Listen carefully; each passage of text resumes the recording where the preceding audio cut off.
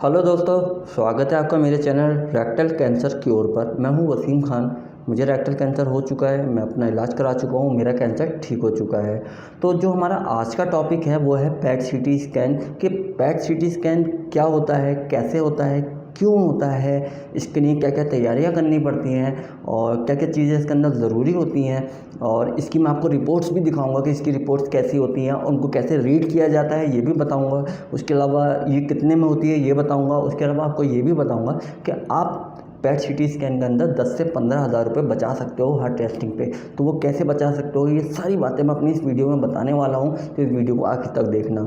उससे पहले मैं आपको बता दूँ कि 3 साल पहले मेरा ऑपरेशन हुआ था और मेरा कैंसर ठीक हो गया था। उसके बाद हर 3 महीने में मेरा रूटीन टेस्ट होता है। तो मेरा कहने का मतलब यह है कि मैं एक बार नहीं, पैट सीटी कई बार करा चुका हूँ और अलग अलग जगहों पे जाकर मैंने पैट सीटी कराया है और हर जगह से मुझे अलग अलग एक्सपीरियंस मिला है। तो जो आज एक्सपीरियंस मैं आपके साथ शेयर करने जा रहा हूँ वो मुझे पिछले 3 सालों में जो एक्सपीरियंस मिला है, लाखों रुपए खर्च करके जो एक्सपीरियंस मिला है, वो सारा एक्सपीरियंस मैं आपके साथ इस वीडियो में शेयर करने जा रहा हूँ। ठीक है, तो अब बात करते हैं पैट सीटी स्कैन की। देखिए, 3 तरह के टेस्ट होते हैं जिनसे ये पता करा जाता है कि हमारी बॉडी में कैंसर है या नहीं। उनमें से एक टेस्ट होता है पैट सीटी स्कैन। तो ये एक मेजर टेस्ट होता है जो कैंसर को डिटेक्ट करने के लिए किया जाता है। ठीक है, जब डॉक्टर को शक होता है आपको कैंसर है तो तभी बोलते हैं डॉक्टर कि आप पैट सीटी करा के लो। ठीक है, अब पैट सीटी की लिए क्या क्या तैयारियाँ होती हैं, उसमें क्या ज़रूरी होता है। देखिए, पैट सीटी की तैयारी ये होती है कि पैट सीटी कराने से पहले आपको LFT, KFT और CBC कराना होता है, मतलब liver function test, kidney function test और कंप्लीट ब्लड काउंट, मतलब हीमोग्लोबिन कितना है आपकी बॉडी में। तो ये 3 टेस्ट की रिपोर्ट आपको लेके जानी होती है। ये देखने के बाद ही आपका पैट सीटी होता है।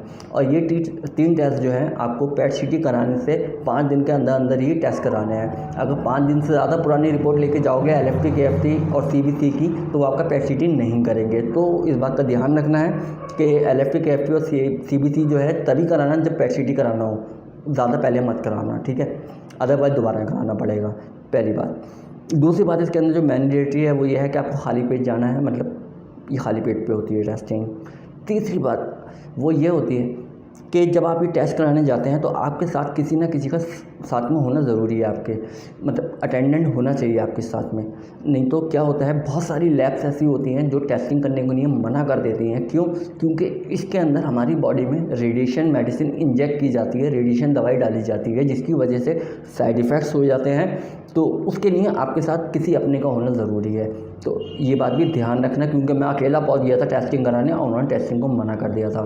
तो ऐसा आपके साथ नहीं हो, इसलिए ये बात मैं आपको बता रहा हूँ। ठीक है, उसके अलावा ये टेस्ट जो होता है कैसे होता है, जब हम टेस्टिंग कराने जाते हैं तो उनके काउंटर पे पहुंचते हैं तो वो हमारी पुरानी रिपोर्ट जितनी होती है सब लेके रख लेते हैं और उसके बाद हमें अंदर बुला लेते हैं लैब के टेस्ट करने के लिए। और अटेंडेंट बाहर ही रहते हैं इसके अंदर। ठीक है, और आपको अंदर अलग बुला के बिठाया जाता है। उसके बाद आपके हाथ में कैन्युला लगाया जाता है और उसके बाद आपको इंजेक्शन से रेडिएशन मेडिसिन इंजेक्ट की जाती है आपकी बॉडी में। मतलब आपकी बॉडी में मेडिसिन डाली जाती है जो कि रेडिएशन दवाई होती है। और वो दवाई लगाने के बाद आपसे कहा जाता है कि 48 घंटे तक किसी प्रेग्नेंट वूमेन के पास मत जाना, गर्भवती औरत के पास मत जाना, किसी बच्चे के पास मत जाना, किसी बूढ़े आदमी के पास मत जाना। क्यों? क्योंकि आपकी बॉडी के अंदर 48 घंटे तक रेडिएशन निकलता रहता है जो दूसरों के लिए ख़तरनाक हो सकता है। ठीक है, तो ये मेडिसिन लगाने के बाद वो आपको अंदर लैब के अंदर ही बिठाते हैं, बाहर नहीं जाने देते हैं इंजेक्शन लगाने के बाद। उसके बाद आपको एक बॉटल दी जाती है जिसके अंदर 2 लीटर की बॉटल होती है, उसमें दवाई मिली होती है। ये आपको 1.5 घंटे के अंदर कम्प्लीटली पीनी होती है। और ये पीने के बाद आपको अगर पेशाब वगैरह करना है तो आप जाके कर सकते हैं, कोई दिक्कत नहीं है, कोई परेशानी नहीं है, कोई मनाही की नहीं है। ठीक है, ये उसके बाद आप टॉयलेट वगैरह कर सकते हो और आपको बैठ के वेट करना होता है कि डॉक्टर कब आपको आवाज़ देंगे। ठीक है, कॉल का वेट करना होता है। उसके बाद जब आप बैठते हैं, थोड़ी देर इंतज़ार करते हैं, थोड़ी देर बाद डॉक्टर आपको बुलाते हैं। तो आपकी पहले तो ड्रेस चेंज कराते हैं, कपड़े बदलवाते हैं, अपने कपड़े पहनाते हैं वो। उसके बाद आपको बुला लेते हैं। रेडिएशन की मशीन कैसी होती है, सॉरी पैट सीटी स्कैन की मशीन कैसी होती है, ये आप गूगल पर सर्च कर लो या यूट्यूब पर सर्च कर लो, आपको देखने को मिल जाएगी। ठीक है, उसके अलावा पैट सीटी स्कैन जब होता है तो वो उस मशीन के जहाँ रखी होती है उसके बराबर में एक कमरा बना होता है, बीच में शीशा लगा होता है और दूसरी तरफ डॉक्टर्स बैठे होते हैं और कंप्यूटर रखे होते हैं। ठीक है, इसके बाद आपको जो है टेस्टिंग के लिए मशीन पर बिल्कुल सीधा लिटाया जाता है। इस तरीके से हाथ बिल्कुल सीधे और बिल्कुल सीधा सीधा लिटा दिया जाता है और मशीन के अंदर स्पीकर लगा हुआ होता है जिसके अंदर से डॉक्टर उधर से बोलते हैं, जो वो बोलते हैं वही आपको करना होता है। जैसे वो बोलते हैं सांस खींचो, सांस खींचनी है, रोक के रखो, रोक के रखनी है। जब वो बोलते हैं सांस छोड़ दो तो सांस छोड़नी होती है। सेवरल टाइम्स, कई बार ऐसा करना होता है टेस्टिंग के दौरान। उसके अलावा जब आपकी टेस्टिंग चल रही होती है तो आपकी बॉडी में जो पहले कैनुला लगाया जाता है उसके द्वारा दोबारा से मेडिसिन डाली जाती है जो थोड़ी पेनफुल होती है, जिससे हाथ में दर्द हो जाता है, लेकिन थोड़ी देर बाद ठीक हो जाता है। तो वो दवाई भी आपको डाली जाती है। उसके बाद आपका टेस्ट कंप्लीट हो जाता है। ये टेस्ट कंप्लीट होने के बाद आपको डॉक्टर बोलते हैं कि आप चेंज कर लीजिए और रिपोर्ट कल मिलेगी। मतलब इसकी रिपोर्ट हमेशा दूसरे दिन को ही मिलती है, सेम डे कभी नहीं मिलती है, ठीक है। इसके पीछे कुछ रीज़न्स हैं, अब वो मैं बताने बैठूंगा तो बहुत लंबा वीडियो खिंच जाएगा। तो इसकी रिपोर्ट दूसरे दिन को ही मिलती है, ठीक है। उसके अलावा अब पैट सीटी स्कैन जो होता है, जब मुझे पैट सीटी स्कैन कराना था तो दिल्ली में मैक्स हॉस्पिटल में मैंने कराया था, तो वो मुझे पड़ा था 25,000 रुपये का। और उसकी रिपोर्ट कैसी होती है वो मैं दिखा देता हूँ। ये पैट सीटी स्कैन की रिपोर्ट है। मुझे रेक्टल कैंसर था, लैट्रिन की जगह पर कैंसर था, तो ये अभी लाल लाल देख सकते हो, ठीक है। तो ये रिपोर्ट है 25,000 रुपये की जो मैंने टेस्टिंग कराई थी।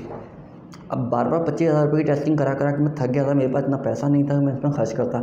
तो मैंने गूगल पे सर्च करा कि पैट सीटी स्कैन कहाँ पर और होता है मैक्स के अलावा। तो मुझे मिला कि भैया पैट सीटी स्कैन 12,000 में भी हो रहा है, 15,000 में भी हो रहा है, 17,000 में भी हो रहा है, मतलब अलग अलग रेट्स में हो रहा है। तो नेक्स्ट टाइम जो मैंने पैट सीटी कराया वो कराया 15,000 रुपये वाला।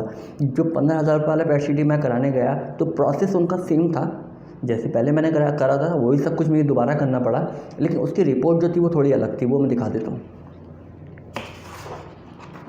दूसरी बार की रिपोर्ट ये थी। ये 15,000 रुपये का जो मैंने पैट सीटी कराया था ये उसकी रिपोर्ट है। अब आप अंदाज़ा लगा लो कि ये 25,000 रुपये की रिपोर्ट है और ये 15,000 रुपये वाली रिपोर्ट है और ये 25 वाली है। तो दोनों में फ़र्क तो है, लेकिन ये दोनों ही रिपोर्ट वैलिड है। डॉक्टर्स दोनों को वैलिड मानते हैं और इसके अंदर कोई मतलब ऐसा नहीं है डिफरेंट मानते हो। क्यों? इसके अंदर जो होती है सस्ती वाली जो होती है उसके अंदर हमारी उसी बॉडी को उस पार्ट का पैट सीटी किया जाता है, और जो 25,000 में हो रही है वो पूरी बॉडी की हो रही है। तो इसलिए वहाँ थोड़े वो पैसे बचा लेते हैं, और कैसे बचाते हैं मुझे नहीं मालूम, मतलब लेकिन पैसे बच जाते हैं। मैं इतना जानता हूँ कि भैया 25,000 की जगह 15,000 में भी टेस्टिंग हो जाती है और रिपोर्ट वैलिड होती है।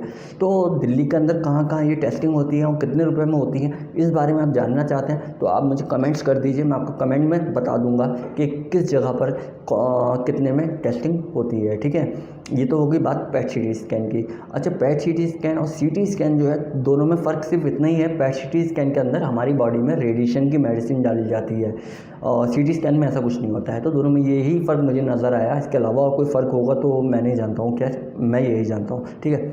इसके अलावा देखिए दोस्तों, मुझे रेक्टल कैंसर हो चुका है और बहुत एक्सट्रीम लेवल पे बहुत ख़तरनाक वाला रेक्टल कैंसर हुआ था, जिसका मैंने इलाज कराया है। लाखों रुपए खर्च करके मैंने अपना इलाज कराया है।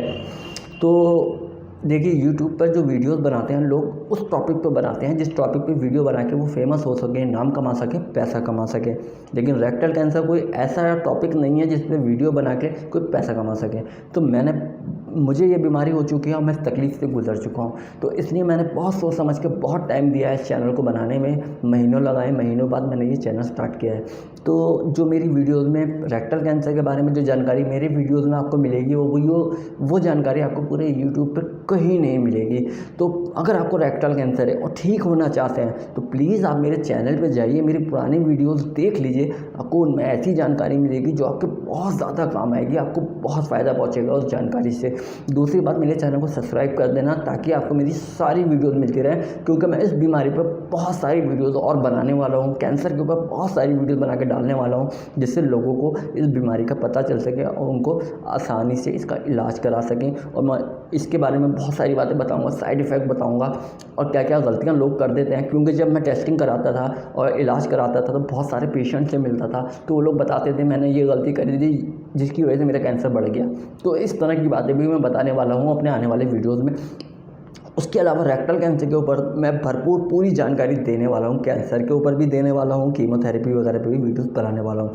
तो देखिए, जहाँ आप डॉक्टर्स की लाइन में बैठ के घंटों टाइम लगाते हो, टेस्टिंग कराने जाते हो, वहाँ पे घंटों टाइम लगाते हो, वहीं आप प्लीज़ ये समझ लो कि आप अपना इलाज करा रहे हो। ये सोच के मेरी वीडियोस को देख लेना, आपको इसमें बहुत ज़्यादा जानकारी मिल जाएगी। मैं श्योर हूँ आपको इसमें कुछ ना कुछ ऐसा ज़रूर मिलेगा जिससे आपको बहुत हेल्प मिलेगी।